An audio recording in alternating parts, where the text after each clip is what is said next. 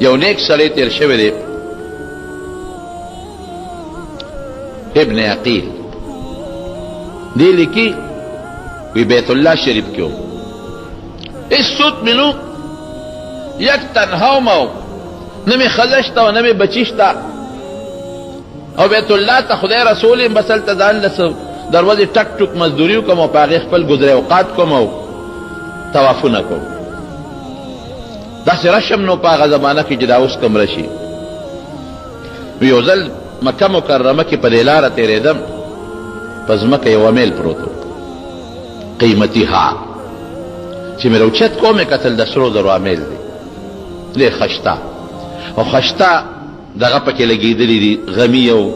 هیرې او جواهرات دا پکې لګېدلي دي راوچت مې کړ نو چې دا داسې شی سړی وموني که نه نو دلته کې اوس د انسان زړه ته یو خوا فرشته ناسته او بل خوا شیطان ناست نبی علیہ السلام فرمایي وی د انسان د زړه ته یو خوا فرشته ده بل خوا شیطان دا فرشته ورته نیکي ورچې پړه کې منځ وکړه روژه ونیسه صدقه ورکړه ګناه مه کوه دا شیطان ورته څه وایي زمړه ماسخوتن به ټول په یو ځای وکړي چې ماسخوتن شي زمړه په سار نه به وکړو یاره دا زمړه دا نفس صدقه به بیا پیسې ولې کمو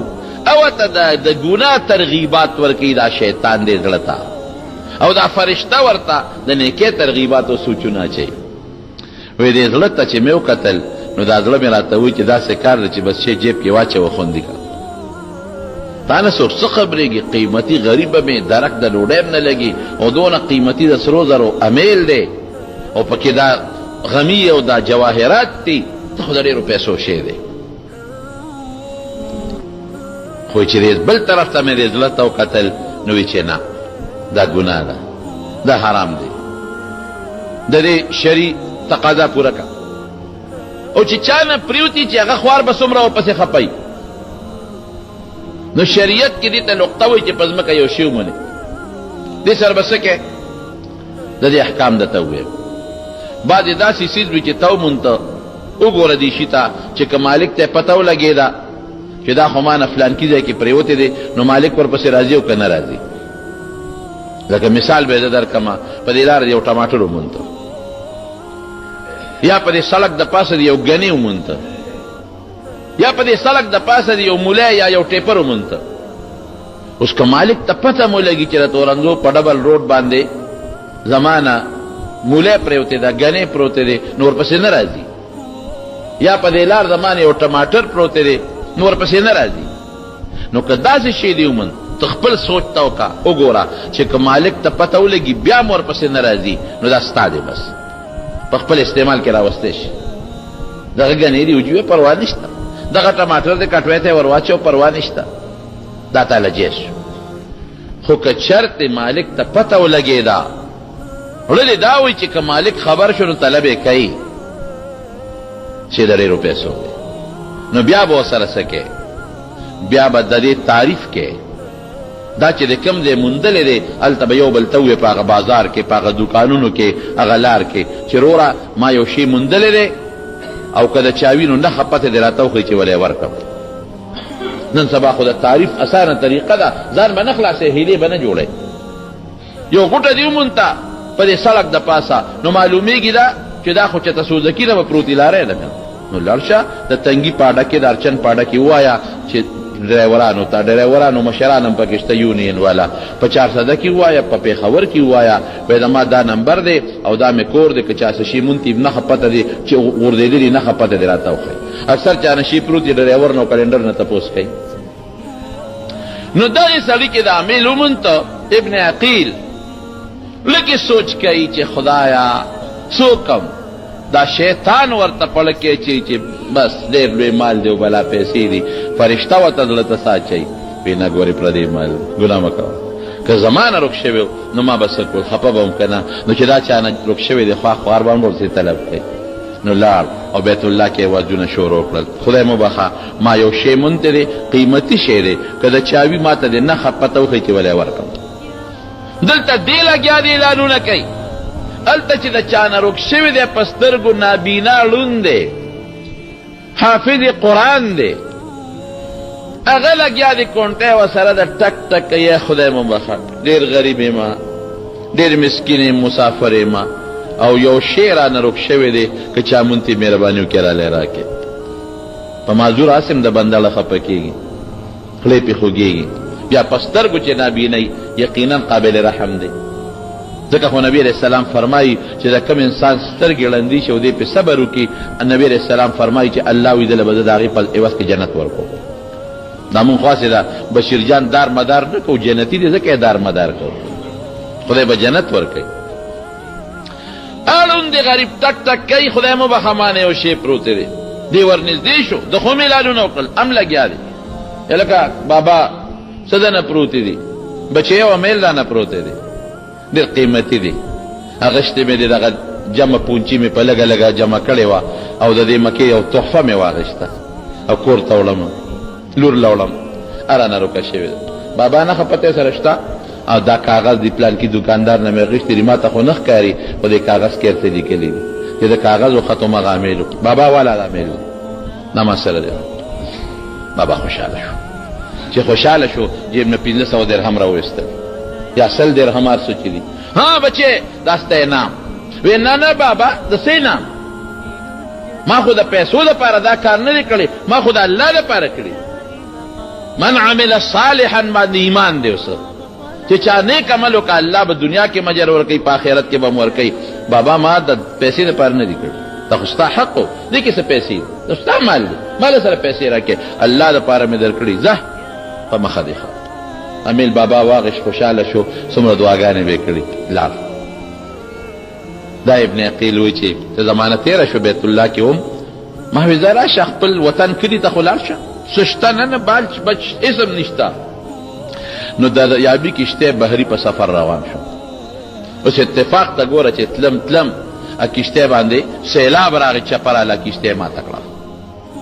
چې ماته شوه څوک غرق شو څوک تختو پورې وختل یو تخته وه زه په هغې کلک مې ځان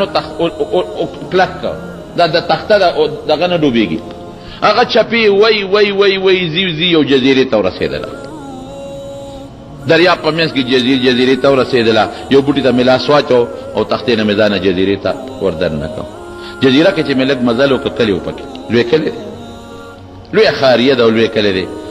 ورلم یو جومات ته جومات کې ورننوتم خلکو ته مې قصه وکړه چې دقسې چل راسره وشو ډوډۍ چای راکړه جومات کې څه موده زه څه ورځې به دې جومات کې اوس تېرې کړم له 100 روپۍ برابر کړم کرۍ د کشتۍ برابر کړم بیا به ځم خپل وطن ته وی جومات کې امام نو خلکو ما ته وی چې مونځ دې درې مونځ کولی شي ما وی او بیت الله شریف نه رالم وی مخکې شه چې ما ورته مونځ شروع کړه زما قیرت یې خوښ شو اواز یې خوښ شو زما مونځ یې خوښ شو زما قیرت هغې یې وروړه ته د کوم کلي څوک دې شته چې د کلي خو مې معلوم دی خو هېڅ څوک مې نشته کلي خو دریاب نه پورې غاړه چې ته زما کلي بی زه خو بلې جزیرې ته رالم هېڅ څوک مې نشته وی که دې خوښ یې مونږ د امام کو دې جومات کې تنخواه به هم در کړو ډوډۍ به هم در کړو دلته مونږ ته امامتي کې زمونږ یو امام وفات شوی د هغې په ځای به ته راته مونځ کې ما ډېره ښه دا خو لا ښه خبره شو د هغوی امام شو امامتي مې ورته کوله څه موده تېره شو یو کس راته وایي واده دې کړی دی ما نه وی ښځه دله ونه کړو ما وی ډېره ښه وکې رالکه جون خدای برابر کی بچی خدای ورکړي څه بده خبره خو نه ده وایي چې ښځه مونږ یو امام هم د دې جومات امام وفات شوی دی او د هغه یو لور ده بس هېڅ هم نشته په مخ د ځمکه ډېره خوبصورته خشته ده حافظه د قرآن ده او زمونږ استاد هم د قرآن شریف حافظ و ډېره دیندار او ډېره صالحه او پاک دامنه او د دې کلي دې ټولو وړو ته قرآن ښایي د دې ټولو ماشومانو د قرآن استاده ده دا ګوره ډېره لویه خبره ده علماو نه خدای هر ځای کاره دي د حافظانو نه خدای هر ځای کاره دي پلار حافظ زمونږ د جومات امام وفات شو لور د قرآن حافظه ده او د ټول کلي بچو ته او د وړو ته د قرآن درس کوي راځي ورله د ټول استاد ده ډېره نیکه او پاکه بیبي ده او خشتم ده خوبصورت هم ده نو که دې خوښې چې هغه درته په نکاح کړو ډېره ښه ده هغې سره هم خبره وکړه ما سره هم واده شو چې واده شو او د واده په شپه د خپل کور ته لاړم او د جینۍ ته مې وکتل نو حق حیران شو خدای پاکه دا څه چل ومې کتل هغه امیل چې ما په مکه شریفه کې مونتی او بوډا لون له مې ورکړی و د جینۍ غاړه کې پروت دی خدای پاکا زه نیر دی غا امیل تا ګورم او سوچ کې پریوتم چې دا امیل خو ما مونتیو په مکه مکرمه کې بوډا بابا او سپینګیریو او هغه ړوندو په سترګو حافظ د قرآن او دې پسې غریب په جړا کې چغې والې دا دلته څه کوي وی جیرې په ما پوه شوه وی ما ته وایي چې ته ما ته ګورې که څه ته نه ګورې وی ما ورته چې د امیل ته ګورې وی ولې مې چې دا امیل ستا په غاړه کم دی دا د کم دی وی ستا پکې څه غرض دی خو به زما امیل دی او زه ستایم امیل هم ستا دی که مې چې نه دا کم دی وی راته وی چې دا زما یو پلار و په دې جومات کې حافظ و او دې جومات کې امام و په سترګو ړوند و او حج له تللی و د بیت الله لږې لږې 2-3 روپۍ جمع کړې وې نو ما ته بچې تا له په دې ځای یو تحفه راوړم نو یې ما له په مکه مکرمه کې دا میل واغېسته دی راله واغېسته نو چې پلار مې راغی نو یې ما ته چې بچې په ما خو ډېره سخته ورځ تېره شوه بابا ولې وی میل مې دله واغېست چې رانه روک شو ورپسې ګرځېدم چې یا خدای ما خو په یو 2 روپۍ پیسې جمع کړې وې لور له مې تمه مې ورکړې چې میل دله راوړم تحفه دله راوړم هغه امیل خو ما نه روک شو خدای دا به څه کېږي ډېر پریشان و نو یې راته وی چې بچې یو ځوان و ډېر نیک سړی و هغه ځوان هغه امیل مونتی و او ما له یې راکړ او بیا مو له دراهم ورکول پیسې چې دا واله هم رانه وانغېستې یاره بچې ډېر نوجوان ځوان و او ډېر نیک هلک و ډېر خالق دی بچې د خدای نه غواړم چې دغه هلک ته خدای واده کړي چې ته په ګوتو راغې چې هغه لرې ورکړم وی زما پلار به هر وخت لاس پورته کو او د خدای نه تر مرګه پورې دا سوالونه کړي دي چې پروردګاره دغه هلک چې ته په ما پېښ کړي یا په ما پېښ کړي چې دا لور دغه ته په نکاح کړم مې بابا دومره نیک هلک و وی بچې ډېر زیات نیک هلک و او ډېر خالق و مفتو کې ګوره د زرګونو روپو امیل زما مونته و ما له یې راکړه دقه زما پلار دعاګانې خیره پورې کړي دي دا میل یې ما له مکه شریفه کې تحفه اخیستې دي ما ته په خپل لاس پر یې غاړه کې اچولی دی دې جومات کې مې پلار امام وفات شوی دی ته ولې دې ته په ناشنا نظر ګورې دا خو زه ستایم دا میله مو ستا دی که نه وی ما ورته وی چې د پلار دوا دې خدای قبوله کړې ده هغه داسې اوچته شوه چې هسینګه هغه هلک زیمه ښه دا ما مونتی و یو خوا شیطان راته وی چې بس پپې کېده خوندی کا بل خوا راته الله لکې واچول چې نه ګورې دا مکه ورکه اوس وګوره که نه قرآن شریف کې چې الله وی رښتیا وایي که نه وایي فلنحیینه حیاتا طیبة ښکلی ژوند دا هم دی دا هم یو صله خدای ورکوي ښکلی ژوند نه په ښکلی ژوند کې ښې صلې مرادې دي الله والا هم حقه شی که دی خوندي کړی و تر قیامته پورې به یې ګناه کېده قبر کې به هم ګناه کېده